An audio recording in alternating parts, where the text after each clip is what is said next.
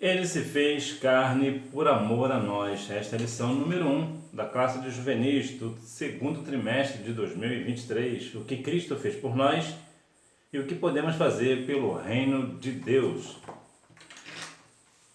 No princípio era o Verbo, e o Verbo estava com Deus, e o Verbo era Deus. Ele estava no princípio com Deus. De quem nós estamos falando? De Cristo. Jesus é o Verbo encarnado, como diz João 1:1. João 1:12, Jesus é o nosso Salvador.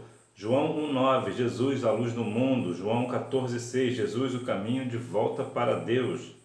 Mateus 18:11, Jesus veio para salvar os perdidos. Assim como eu e você que estávamos perdidos e nós fomos encontrados por Cristo, né? O Senhor Jesus nos encontrou. 1 Timóteo 2:5, Jesus, único mediador entre Deus e os homens. É muito importante essa ideia, né, do mediador. Mediador é aquele que está no meio, está entre. No caso, Jesus está entre o homem e entre Deus. Ele está no meio. E é importante essa dinâmica porque vemos que a forma de nós encontrarmos ao Senhor, estarmos com o Senhor, é justamente através do Senhor Jesus. Porque Ele se fez carne, foi preciso abrir mão temporariamente da sua glória. Então, você tem noção do que é abrir mão da sua glória? No nosso caso, imagina você sair do seu conforto, né, e dar tudo que você tem, ou deixar de usufruir daquilo que você tem por amor a alguém. Essa é a dinâmica de Cristo. Claro que Jesus está aqui falando de todo o seu poder. Jesus deixou de ser o Todo-Poderoso, aí que é bom você entender bem essa parte, porque ele deixou de ser o Todo-Poderoso no sentido humano, porque Jesus, veremos nesta aula, que ele teve as duas naturezas, né? Foi preciso abrir mão temporariamente da sua glória. Porque enquanto homem ele poderia experimentar aquilo que fez parte da nossa natureza, como a dor, a fome, o cansaço, a tentação, a morte, e assim se compadecer das nossas fraquezas. Jesus se fez carne e teve duas naturezas, a humana e a divina. Jesus, mesmo se ele não morresse, não viesse em carne, ele entenderia, ele saberia de toda a nossa natureza, a nossa dor, a fome, o cansaço, a tentação, entre outras coisas. Entretanto, ele se fez carne para nos dar exemplo e principalmente para nos levar a Deus. Jesus morreu na cruz do Calvário para acabar com o nosso pecado e a nossa iniquidade. Isso aqui é bom deixar bem claro, este é o principal propósito de que Jesus veio em carne, para morrer na cruz do Calvário por nós, levando sobre o madeiro as nossas iniquidades, os nossos pecados. Entretanto, quando Jesus assim o fez, que lhe passou fome, dor, cansaço, a tentação da morte, então ele sabe na prática exatamente o que todos nós sentimos. Nós sentimos fome, nós sentimos cansaço, né? E fome, então, na idade que você está, então, você deve sentir uma fome fora do normal, né? O que é normal, o que é natural. Você está em fase de crescimento, então é natural que você coma talvez 2 ou 3 pizzas, né? Vai vendo. Então, essa é a ideia. E para isso, para que Jesus viesse morrer por nós, ele precisou se despir da sua glória, do seu poder, né? De todo o seu poder, para que assim fosse uma morte justa. Porque, na bem da verdade, se Jesus não se despisse da sua glória, ele não sentiria fome, nem cansaço, nem dor.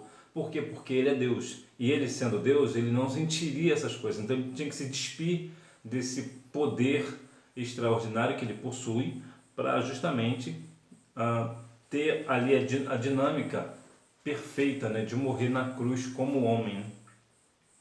Nossa participação na cruz. Hoje devemos crer, reconhecer e aceitar o seu sacrifício como sendo a nossa única maneira de reconciliação com Deus. Jesus enfrentou toda a sorte de dores, angústias, traição e sofrimento por amor, para a nossa salvação e vitória. É algumas coisas aqui que se a gente for olhar na bem da verdade, veja que olha bem o que Jesus passou. Ele enfrentou dor, angústia, traição. Alguma vez, se não aconteceu com você, infelizmente acontecerá de você ser uma pessoa traída. Alguém vai trair você. E isso pode chegar a ser de várias maneiras, né? Irmãos, parentes, amigos, a namorada, namorado, sempre acontecerá, uma vez ou outra acontecerá. E certamente isso vai trazer muita dor e sofrimento, angústia, inquietações, questionamentos. Entretanto, Jesus padeceu tudo isso por amor, para nos dar a salvação, para que nós venhamos ter vitória. E é por isso que nós devemos crer na pessoa de Cristo, aceitar o seu sacrifício, reconhecer o sacrifício de Cristo na cruz do Calvário por nós, e por isso nós devemos pensar no que nós podemos fazer pelo reino de Deus, uma vez que Jesus morreu por nós, para que assim nós viéssemos entrar no reino de Deus. Agora nós também devemos, da mesma sorte, fazer o mesmo, não morrer, né? Nós não precisamos morrer mais, mas nós precisamos dar a nossa vida, se for o caso, se preciso for, para que outras pessoas também entrem neste reino de Deus. Ele morreu em nosso lugar, o tema central das Escrituras. Você sabia que a salvação da humanidade mediante o sacrifício de Jesus é o tema central das Escrituras Sagradas? Sim, já no livro de Gênesis encontramos a questão da redenção. E no Pentateuco, os 5 primeiros livros da Bíblia escritos por Moisés, aprendemos que o sistema sacrificial do Antigo Testamento, instituído pelo Senhor e entregue aos hebreus por Moisés, apontava para um sacrifício maior e perfeito, o de Jesus Cristo. O sacrifício de Jesus é o tema central das Escrituras. Jesus é o nosso tema principal. E aqui eu vou abrir um pouco o leque para observar, porque de modo geral nós apreciamos muito os louvores, né? De modo geral, independente aí do segmento. Entretanto, vemos hoje vários hinos evangélicos que se dizem evangélicos, mas na verdade não são. E por que não são? Porque não põem Jesus no centro. Há muitas canções evangélicas que sequer mencionam a Bíblia, que sequer mencionam o nome de Jesus. E até o contexto, né? Até porque, se nós formos olhar por esse lado, Esther, que é o livro da Bíblia, né? E o Cântico dos Cânticos também não mencionam o nome de Deus, mas eles têm uma tendência, dá para ver Cristo ali, dá para ter uma noção que realmente tem uma mensagem. No entanto, os hinos de hoje, além de não falar de Deus, não falar de Cristo, não falar do Espírito Santo, põe quem no centro? Põe o homem no centro. E nós precisamos compreender que até mesmo o louvor precisa ter Cristo no centro. Jesus é a nossa principal mensagem. E nós devemos ter muito cuidado nesse negócio, para que nós venhamos compreender que Jesus fez um sacrifício por nós na cruz do Calvário. Por isso nós devemos louvá-lo e adorá-lo com nossos louvores, mas uns louvores que de fato sejam cristocêntricos e não colocando o homem no centro, né? Sacrifícios no Antigo Testamento. É importante que você saiba que o sistema de sacrifícios da Antiga Aliança não incluía toda a humanidade. Contudo, a morte vicária de Cristo foi em favor de todos. Sim, todos foram alcançados por um único ato de amor. Falando em sacrifício, nos tempos bíblicos eram usados animais. É importante deixar isso claro, que muitas pessoas hoje, né, com essa ideia de maus tratos a animais, a Bíblia nunca menciona maus tratos a animais, muito pelo contrário. A Bíblia ela sempre menciona que nós não devemos maltratar os animais, mas é questão do sacrifício. O sacrifício é diferente. Pelo nome já fala, é um sacrifício. Haja vista que até nos dias atuais existem sacrifícios de animais, não de humanos, mas sacrifícios de animais. Porque quando um animal, por exemplo, está numa situação deplorável, uma situação que ele está ruim de saúde, o que se faz com ele? Ele é sacrificado. Isso é um maltrato? Não, isso não é um maus tratos. Isso é um sacrifício. Da mesma sorte no Antigo Testamento. A diferença é que no Antigo Testamento ele era justamente o contrário. Ele precisava ser um animal limpo. Ele precisava ser perfeito. E por que isso é importante mencionar? Porque nesse ponto ele apontava para Cristo, que era o Cordeiro de Deus. Jesus veio como Cordeiro de Deus para o sacrifício. Depois que Jesus foi sacrificado na cruz, então baniu-se O sacrifício humano não precisa mais. Por quê? Porque o sacrifício humano, olha eu. Sacrifício humano não, gente. Sacrifício de animais era necessário para que apontasse para Cristo, né? Para que nós nos tempos bíblicos as pessoas compreendessem que de fato haveria um que seria maior. Então, quando Jesus veio, ele como Cordeiro de Deus, o que acontece? Ali findou-se todo o sacrifício de animal. Então não precisa mais fazer sacrifício de animais. Por quê? Porque Jesus é o Cordeiro de Deus, ele é perfeito e ele levou sobre si todas as nossas iniquidades e os nossos pecados na cruz do Calvário. O sacrifício de animais era justamente para isso, para apaziguar, né, para tirar o pecado. Entretanto, esse pecado dos animais era somente para uma pessoa específica. Por exemplo, alguém cometeu um pecado e ia lá fazer um sacrifício com um animal. Então, essa pessoa específica estava perdoado. Mas e as demais pessoas? Precisavam fazer a mesma coisa. Então, começou a ideia, né, de começar a fazer essas coisas e tal. Então, o que acontece? Quando Jesus veio, não precisa mais. Por quê? Porque Jesus fez sacrifício por todos. Então, quando nós pecamos, nós não precisamos mais sacrificar um animal, porque Jesus já foi sacrificado. É bom deixar esse negócio bem claro. Portanto, o sacrifício de animais no Antigo Testamento apontava sempre para Cristo. O propósito do sacrifício de Jesus. O propósito de Deus em relação ao sacrifício de Jesus é único. Cristo não morreu para nos trazer favores e privilégios. Ele morreu em nosso lugar com o objetivo de nos reconciliar com Deus e nos dar a vida eterna. Eu falei anteriormente sobre a questão da música na evangélica hoje, que ela põe muito o homem no centro. E é interessante que essas pessoas, de um modo geral, não vou aqui generalizar, porque sei que há pessoas sérias no meio evangélico, de cantores, bandas, conjuntos evangélicos, mas de um modo geral, essas pessoas que colocam o homem no centro, eles fazem o quê? Músicas comerciais, músicas para vender álbuns, né? Para fazer dinheiro, questão financeira. Porque eles usam a música evangélica não para edificar pessoas, mas para benefício próprio. E isso aqui é importante, porque Jesus não morreu para que nós venhamos ter favores e privilégios. Jesus não morreu para que você ou eu tenha um salário da igreja, por exemplo. Não foi para isso que Jesus morreu. Ou que nós venhamos ter um privilégio, eu sou cristão, então a minha cadeira é melhor, o meu lugar é melhor. Não é nada disso. Jesus não veio na cruz do Calvário para morrer por esse negócio. E por que é importante deixar isso claro?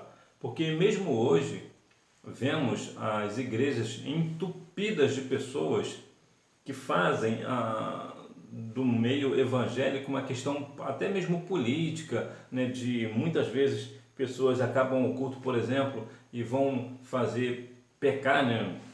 Pecados da carne, bebidas, entre outras coisas, porque eles estão ali na igreja somente por uma questão de privilégio.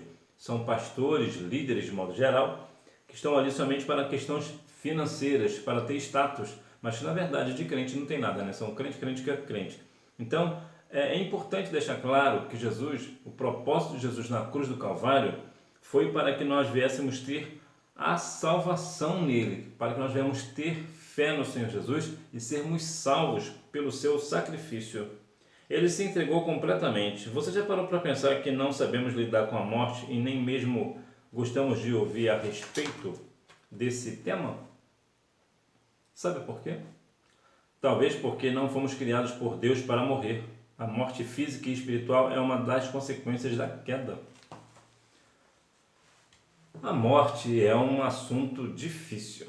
Infelizmente, todos nós passaremos ou passamos por ela, né? Passamos na ideia de que vamos morrer um dia, né? Mas nós sempre perdemos pessoas próximas, né? Sempre perdemos pessoas próximas. E isso é muito doloroso, é muito difícil. E como lidar com essa situação da morte? Nós não gostamos do assunto, né? Um cantor americano, Frank Sinatra, disse certa vez: vamos curtir a vida porque a morte é muito chata. E realmente a morte ela não tem nada de bom assim por uma questão humana. É claro que nós sabemos que morreremos e depois nós estaremos com Cristo. Não imediatamente, depois do dia do juízo, né? Depois do grande dia. Mas a morte é algo que mexe muito com os nossos pensamentos, as nossas emoções. E por que isso? Porque provavelmente não, né? Deus fez Adão e Eva e os que viriam depois dele para serem eternos, para não morrerem. A morte só veio devido à queda de Adão e Eva no paraíso. Se eles não tivessem caído, todos nós estaríamos vivos para todo sempre, nós não morreríamos. Então, por isso nós temos essa dificuldade de lidar com a morte. A morte é sempre um assunto muito difícil, é muito delicado, ainda mais em situações que os pais, por exemplo, têm que sepultar seus filhos, né? É muito doloroso. Ou passar por aquela pessoa que é tão boa, a pessoa que é um doce, acaba partindo para a eternidade. Então, é uma situação muito difícil. É muito difícil. Mas nós devemos compreender que a morte nada mais é do que uma consequência da queda. A morte no mundo antigo. No mundo antigo, a morte era algo que causava pavor. Quem sabe essa tenha sido uma das razões dos discípulos de Jesus terem ficado tão abatidos e decepcionados ao verem aquele que eles acreditavam que iria libertar Israel da opressão romana ser crucificado e morto. Como a situação da morte daquela época já era muito difícil de lidar, hoje já é difícil, imagina naquela época de Jesus, né? É muito difícil de lidar com a morte. Imagina que agora os discípulos veem Jesus morto e agora acabou a esperança de Israel, acabou a salvação de Israel, porque agora Jesus está morto. Então, muito provavelmente foi isso que abalou os discípulos, o fato da morte. A questão da morte é sempre forte. Há algumas situações, né, que passamos quando nós perdemos pessoas muito importantes. O que nós falamos, a primeira frase que nós falamos, o que será de nós agora? Como é que vai ser agora? Porque aquilo era um porto seguro, né? Infelizmente, nós passamos por essa situação. E agora, o que vai ser da minha vida sem essa pessoa aqui comigo? Então, quando Jesus morreu, muito provavelmente foi este pensamento que eles tiveram.